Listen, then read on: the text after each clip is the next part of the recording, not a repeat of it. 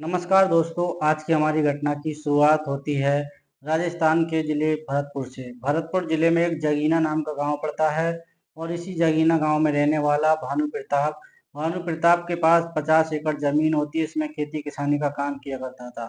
भानु प्रताप मौजूदा समय इस गांव का सरपंच होता है।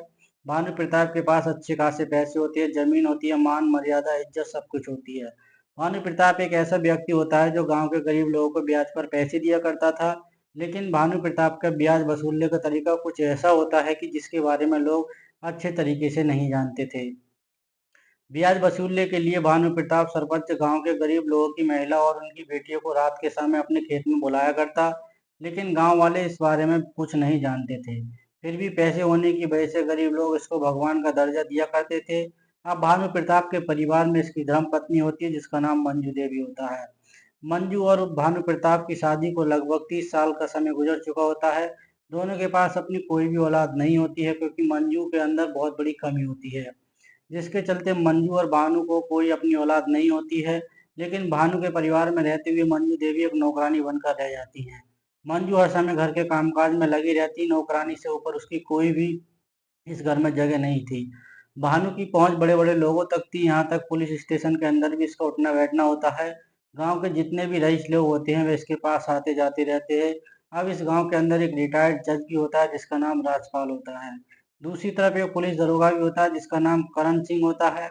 इन दोनों के दोस्तों से मिलकर जो भानु प्रताप 3 बड़ी घटनाओं को जो अंजाम देने वाला होता है, जिसके बारे में गांव के लोग कुछ भी नहीं जानते थे। भानु प्रताप के घर में एक नौकर भी होता है जिसका नाम महेश होता है। महेश 5 साल पहले भानु प्रताप को ने गोद लिया था और जैसे ही महेश को गोद लिया गया था तो गांव के लोग सोचने पर मजबूर हो गए थे कि आखिर भानु प्रताप ने इस महेश नाम के गरीब लड़के को गोद क्यों लिया था। लेकिन भानु प्रताप का मकसद कुछ और होता है जिसके बारे में कोई कुछ नहीं जानता था। और जो महेश लड़का होता है इस समय वह इसके घर पर कामकाज किया करता, खेती किसानी का काम संभालता और यहाँ तक कि कॉलेज पढ़ाई करने भी जाता।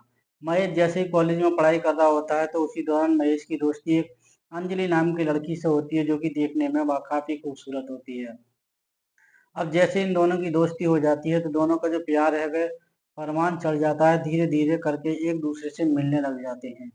फिर जो है घर तक भी आना जाना लगा रहता है। एक दिन ऐसा आता है कि ये लड़का महेश इस लड़की अंजलि को लेकर भानु प्रताप सरपंच के घर पर पहुंच जाता है। उस समय भानु प्रताप सरपंच अपने घर के अंदर बैठे हुआ था। अब जैसे ही महेश इस अंजलि नाम की लड़की को घर के अंदर लेकर जाता है तो इस सरपंच की नजरें इस लड़की पर टिक जाती हैं। अंजलि की खूबसूरती और इसकी सुंदरता को देखकर भानु अपने मन में सोचने लगता है कि मेरे लड़के महेश को इतनी सुंदर लड़की कहाँ से मिल गई। और इस सरपंच की नीयत अंजलि पर खराब हो चुकी होती है। भानु सरपंच उसी समय महेश को कहने लगता है, महेश ये लड़की मुझे काफी पसंद आ गई है, तुम इस लड़की से जल्दी से शादी शादी कर लो। और जैसे ये बात कही जाती है तो महेश और प्रिया दोनों बेहद खुश हो जाते हैं। इसके बाद भानु सरपंच कहता है कि मैं इस लड़की अंजलि के माता पिता से बातचीत करना चाहता हूँ। लड़की प्रिया भानु प्रताप को अपने घर का एड्रेस देती है, अपने माता पिता के बारे में सब बताती है। इस तरीके से भानु प्रताप सरपंच एक दिन अंजलि के घर पर पहुंच जाता है। अंजलि के माता पिता से बातचीत कर ली जाती है। अंजलि के माता पिता गरीब होते हैं और जैसे ही भानु प्रताप सरपंच जो है अंजलि को कहने लगता है तो महेश की जो शादी अंजलि के साथ करवाना चाहता हूँ, तो अंजलि के माता पिता भी झट से तैयार हो जाते हैं। इस तरह से तारीख आ जाती है जिसमें 20 दिसंबर 2025 का दिन होता है। महेश नाम का लड़का दूल्हा बनकर अंजलि को नई नवेली दुल्हन बनाकर अपने घर पर ले आता है। लेकिन अंजलि नहीं जानती थी कि आगे भविष्य में चलकर उसके साथ क्या होने वाला है। और इस तरीके से पहली सौगात भी आ जाती है। करीब रात के 9 बजे का आसपास का वक्त होता है। भानु प्रताप सरपंच अपने इस नौकर महेश को अपने पास बुलाता है और महेश को कहने लगता है कि महेश मेरे पास बैठ जाओ, मुझे तुमसे कुछ जरूरी बात करनी है। अब इसके बाद भानु महेश को कहने लगता है कि देखो तुम्हारी शादी अंजलि के साथ हो चुकी है। आज तुम्हारी पहली सुहागरात है, लेकिन सुहागरात मनाने के लिए कमरे में तुम नहीं जाओगे बल्कि मैं कमरे में जाऊंगा। जब जैसे ही ये बात महेश को सुनाई दे जाती है तो महेश के पैरों तले जमीन खिसक जाती है। महेश सोचने पर मजबूर हो जाता है आखिर भानु प्रताप सरपंच ऐसा क्यों कर रहा है। लेकिन भानु प्रताप सरपंच का इरादा बस इतना ही होता है और इस तरीके से भानु अब इस लड़के का हाथ पकड़ता है और इसको लेकर कमरे के अंदर चला जाता है। इसमें अंजलि महेश के आने का इंतजार कर रही होती है लेकिन भानु जैसे ही महेश को लेकर इस कमरे के अंदर जाता है और कमरे का दरवाजा बंद करता है, तो अंजलि भी इस भानु सरपंच के कमरे के अंदर देखने सोचने पर मजबूर हो जाती है। भानु प्रताप सरपंच इस कमरे में क्या कर रहा है, लेकिन अब भानु महेश को कहने लगता है कि आज पूरी रात अंजलि के साथ मैं गुजारने वाला हूँ और तुम मेरे सामने बैठकर ये सब कुछ देखने वाले हो। ये अंजलि भी घबरा जाती है और साथ में महेश भी घबरा जाता है, लेकिन महेश इसके सामने चू तक नहीं करता है, क्योंकि वास्तव में महेश इसका सिर्फ एक नौकर होता है। लोगों की नज़रों में इसने गोद ले रखा था और इस तरीके से अब इसके बाद भानु सरपंच का खेल शुरू हो जाता है। भानु सरपंच अब अंजलि को वहीं पकड़ लेता है और हाथ पैर इसके चुन्नी के साथ बांध देता है। इसके मुंह में कपड़ा तो फूट देता है और इसके बाद भानु प्रताप महेश के सामने ही इस प्रिया के साथ गलत काम करना शुरू कर देता है।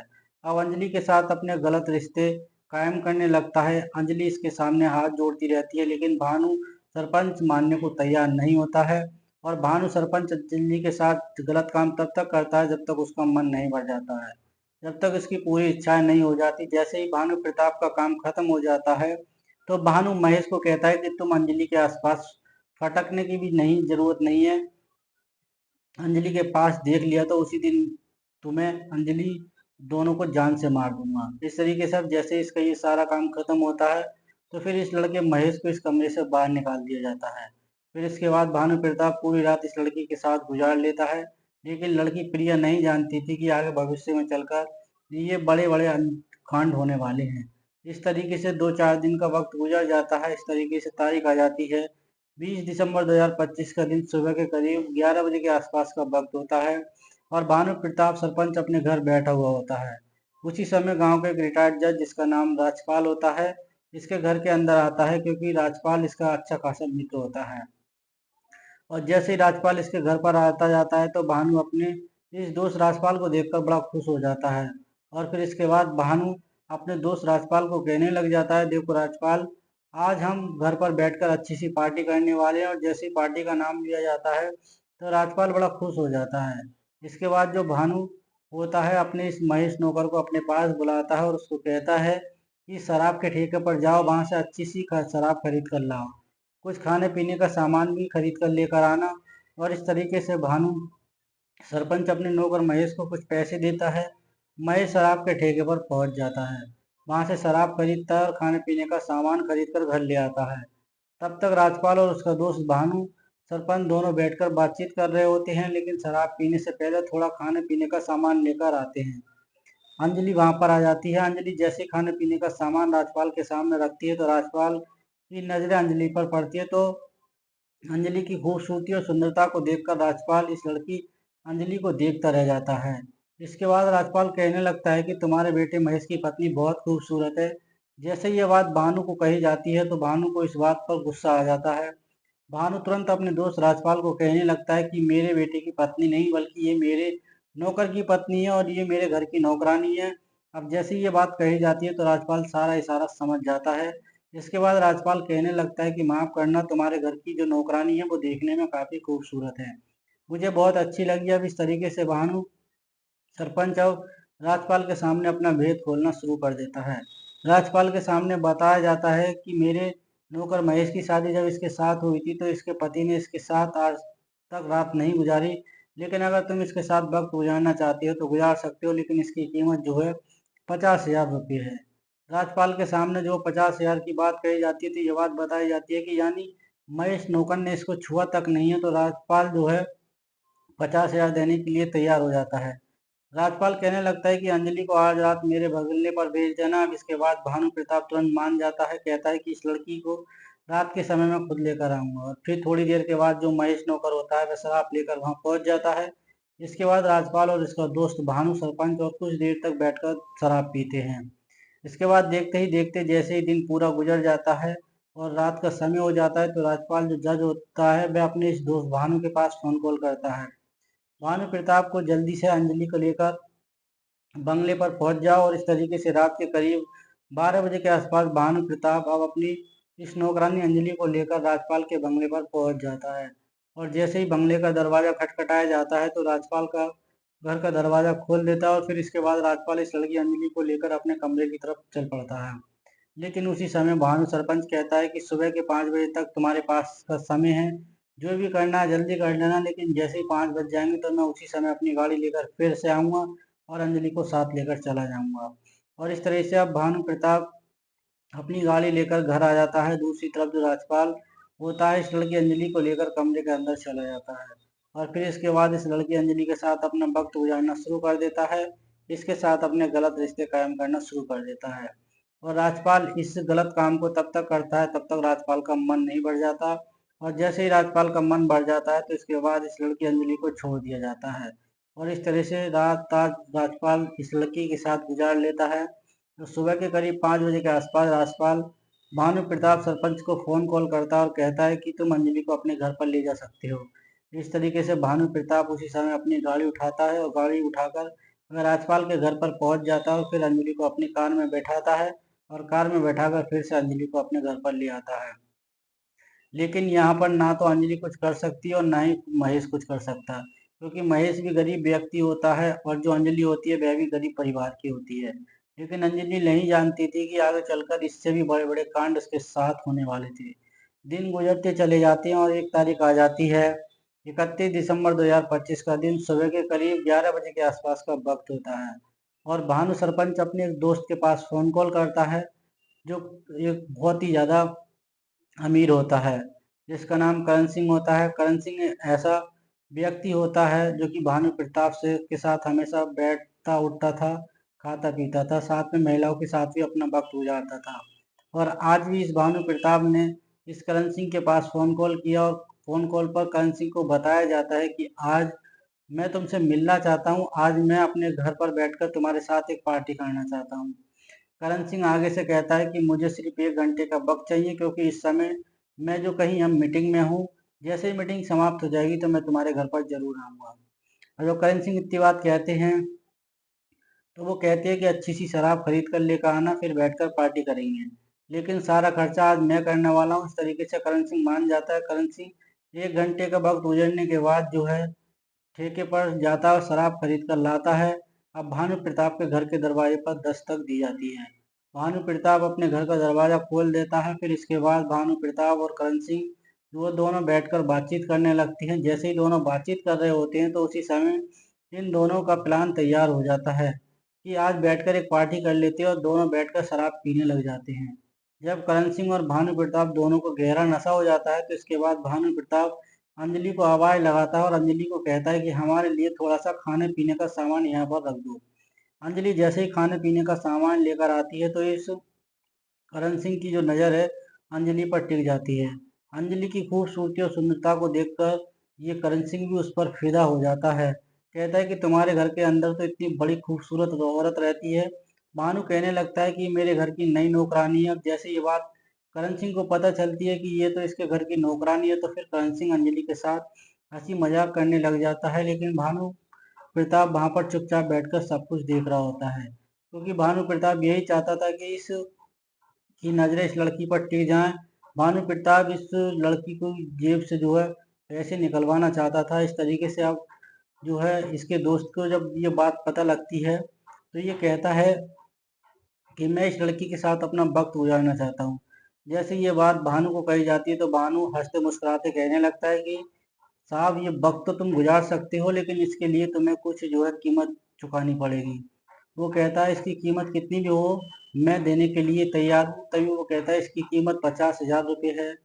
लेकिन जो व्यापारी नाम का जो करण सिंह होता है वो काफ़ी ज़्यादा अय्यासी होता है, वो हामी भर लेता है। करण सिंह कहने लगता है कि मैं तुम्हें 50,000 रुपये दे दूंगा, लेकिन रात के समय ये लड़की मेरे फार्म हाउस पर आनी चाहिए। भानु प्रताप तुरंत मान जाता है। भानु प्रताप को इनाम जो जमीन जो है सब बिल्कुल खत्म हो चुका होता है। इस तरीके से जैसे ही दोनों का प्लान तैयार होता है तो ये पूरा दिन बैठकर पार्टी करते हैं। और जैसे ही रात का समय हो जाता है तो रात के समय जो करण सिंह होता है वह अपने फार्म हाउस पर चला जाता है। फार्म हाउस पर जाने के बाद भानु प्रताप सरपंच के पास फोन कॉल करता है और कहता है कि उस लड़की को लेकर मेरे फार्म हाउस पर आ जाओ। रात के करीब 11 बजे के आसपास भानु प्रताप सरपंच उसी समय अपनी गाड़ी से बाहर निकलता है और फिर इस लड़की अंजलि को अपनी गाड़ी में बैठा लेता है। थोड़ी देर के बाद भानु प्रताप की गाड़ी जो है करण सिंह के फार्म हाउस पर पहुंच जाती है, जहां पर करण सिंह बैठकर शराब पी रहा होता है। उसको काफी नशा हो चुका होता है और जैसे ही भानु प्रताप इस लड़की अंजलि को लेकर फार्म हाउस पर पहुंचता है तो फार्म हाउस का दरवाजा खोला जाता है। तो भानु प्रताप सबसे पहले एक ही बात कहता है कि मैं सुबह के करीब 4 बजे के आसपास फिर आऊंगा और इस लड़की अंजलि को लेकर चला जाऊंगा। अब तुम्हारे पास जो है इतना ही समय है, जो इसके साथ करना चाहो वो कर सकते हो। लेकिन दूसरी तरफ जो करण सिंह होता है इस लड़की अंजलि को लेकर अपने कमरे के अंदर चला जाता है और इसके बाद ये जो करण सिंह कुछ देर तक बैठकर शराब पीता है और जब इसको नशा हो जाता है तो इसके बाद लड़की अंजलि के साथ अपना समय व्यतीत करना शुरू कर देता है। अब इस लड़की के साथ अपने गलत रिश्ते कायम करने लग जाता है। लड़की प्रिया इसको मना करती रहती है, हाथ जोड़ती है, लेकिन ये करण सिंह जो है मानने को तैयार नहीं होता है। और ये जो करण सिंह तब तक इस जो है अंजलि के साथ गलत काम को करता है तब तक उसका मन नहीं भर जाता है। और जैसे उसके मन की संतुष्टि हो जाती है तो ये करण सिंह जो है तब भी रुकने वाला नहीं होता है और कुछ ज़्यादा देर तक इसके साथ जो अपने गलत रिश्ते बनाता रहता है। अब इधर जो है इसके पास समय बहुत कम हो जाता है। अब वो कहता है कि मेरे फार्म हाउस पर अच्छी खासी लड़की है, अगर तुम भी बहती गंगा में डुबकी लगाना चाहते हो तो जल्दी से मेरे फार्म हाउस पर आ जाओ। अब जो सूरज जो है उसी समय अपने घर से मोटरसाइकिल उठाता है, मोटरसाइकिल लेकर वह इस यहाँ पर फार्म हाउस पर पहुंच जाता है। फार्म हाउस के अंदर जो कमरा होता है उस पर दस्तक दी जाती है। फिर करण सिंह अपने इस दोस्त को अपने कमरे में लेकर आता है जिसका सूरज नाम होता है और अंजलि की खूबसूरती को देखता है तो गदगद हो जाता है। अब ये सूरज भी इस करण सिंह के साथ बैठकर कुछ देर तक शराब पीता है और जब दोनों को नशा हो जाता है, नशे के हालात में ये दोनों इस लड़की अंजलि के साथ गलत काम करना शुरू कर देते हैं। और यहाँ पर जो सूरज है ये जो है करण सिंह तब तक इस लड़की के साथ गलत काम को करते हैं तब तक इनकी सारी मनोकामनाएं पूरी नहीं हो जाती। और जैसे इनका सारा काम खत्म हो जाता है तब तक रात के करीब 4 बजे के आसपास का वक्त हो चुका होता है। इसके बाद ये करण सिंह अपने उस दोस्त भानु प्रताप के पास फोन कॉल करता है और भानु प्रताप को कहता है कि तुम लड़की को यहाँ से ले जा सकते हो। लेकिन अंजलि अपने मन में सिर्फ एक ही बात सोच रही होती है कि वो कहाँ फंस गई है, कहाँ वो कॉलेज में पढ़ रही थी, कहाँ उसके माँ बाप ने उसको बड़े लाड़ प्यार के साथ पाला था। अंजलि सिर्फ यही बातें आज तक सोच रही होती है। इसके बाद भानु प्रताप सरपंच अपने घर से वापस गाड़ी लेकर इस करण सिंह के यहाँ फार्म हाउस से लड़की अंजलि को गाड़ी में बिठाया जाता है और फिर गाड़ी में बिठाने के बाद ये इसको अपने घर पर लेकर आ जाता है। लेकिन अंजलि जैसे ही घर पर पहुंचती है तो आज ये अपना पूरा मन बना चुकी होती है इस तरीके से भानु प्रताप के चुंगल से जैसे तैसे करके मुझे निकलना ही पड़ेगा, नहीं तो हर रात मुझे अमीरों के घर पर सौंपता रहेगा, उनसे पैसा लेता रहेगा और मेरा शोषण करता रहेगा। जब ऐसे ख्याल इस लड़की के मन में आने लगते हैं तो लड़की सोचने पर मजबूर हो जाती है कि कुछ ना कुछ तो कदम उठाना ही पड़ेगा। लेकिन यही कहानी यही खत्म नहीं होती है बल्कि असली कहानी शुरुआत यहीं से ही होती है। कुछ दिनों का वक्त गुजरने के बाद एक तारीख आ जाती है, 9 जनवरी 2026 का सुबह के करीब 11 बजे के आसपास भानु प्रताप सरपंच अपने दोस्त करण सिंह के पास फोन कॉल करता है और उसे कहता है कि आज रात उस लड़की अंजलि की कीमत पहले से आधी है और अगर तुम इसके साथ अपना वक्त गुजारना चाहते हो तो लड़की रात को तुम्हारे फार्म हाउस पर आ सकती है। करण सिंह जो है तुरंत जो है मान जाता है और इस तरीके से भानु प्रताप सरपंच को फोन कॉल काट देता है। लेकिन आधे घंटे का वक्त गुजरने के बाद भानु प्रताप सरपंच अब जो है इसके पास जो है फोन कॉल करता है, राजपाल को कहता है कि अगर तुम आज अंजलि के पास अपना वक्त गुजारना चाहते हो तो पहले की कीमत से आधी है। जैसे ही ये बात राजपाल को कही जाती है तो राजपाल भी इस बात को स्वीकार कर लेता है। लेकिन भानु प्रताप सरपंच जो है कहने लगता है कि देखो राजपाल, आज तुम्हें करण सिंह के फार्म हाउस से बुक खुद लेकर आऊंगा। इस तीनों को जो है प्लान तैयार हो जाता है। अब रात हो जाती है, रात के करीब 10:30 बजे के आसपास भानु प्रताप फार्म हाउस के पास पहुंच जाता है। अब फार्म हाउस पर पहुंच जाने के बाद करण सिंह और राजपाल को जो है ये लड़की जो है सौंप दी जाती है। अब इस तरीके से जब वहां पर पहुंचते हो जैसे ही रात के 11 बजे के आसपास का वक्त होता है तो भानु प्रताप सरपंच आज भी इस अंजलि नाम की लड़की को लेकर अपनी गाड़ी में बैठाकर उस फार्म हाउस पर पहुंचा देता है। इसके बाद अंजलि को इन दोनों के सामने छोड़ दिया जाता है और फिर इसके बाद ये दोनों साथ में जो करण सिंह और राजपाल होता है इस लड़की अंजलि को लेकर अपने कमरे के अंदर चले जाते हैं। और इस तरीके से आज पूरी रात भी राजपाल और साथ में इसका दोस्त जो करण सिंह होता है अंजलि के साथ अपना वक्त गुजारना शुरू कर देते हैं। जैसे ही सुबह के 5 बजे के आसपास का वक्त होता है तो ये वक्त गुजरने के बाद जो भानु प्रताप सरपंच इसके पास फोन कॉल करते हैं सरपंच को रोज की तरह अपनी गाड़ी लेकर इस फार्म हाउस के अंदर आता और फिर भानु प्रताप सरपंच इस लड़की को लेकर चला जाता। लेकिन आज अंजलि के सब्र का बांध टूट चुका होता है, वह टूट चुकी होती है। अंजलि कुछ करने गुजरने के लिए तैयार हो जाती है और इस तरीके से जैसे ही शाम हो जाती है तो शाम के करीब 7:30 बजे के आसपास जो सरपंच भानु प्रताप होता है वह अपने घर के अंदर बैठकर जो है कुछ शराब पी रहा होता है। तभी अंजलि उसके पास आती है और अंजलि इसको कहने लगती है कि सरपंच साहब, मैं लोगों के साथ वक्त गुजारती हूँ और तुम्हें पैसा वो देते हैं, लेकिन आज रात में तुम्हारे साथ अपना वक्त गुजारना चाहती हूँ। जैसे ही भानु प्रताप को ये बात कही जाती है तो भानु प्रताप कहने लगता है कि आज पूरी रात में तुम्हारे साथ वक्त गुजारूंगा। इस तरीके से अंजलि कुछ करने के लिए मजबूर हो जाती है। इसके बाद भानु प्रताप सरपंच अपने नौकर महेश को कहता है कि मेरी शराब खत्म हो चुकी है, मेरे लिए शराब लेकर आओ।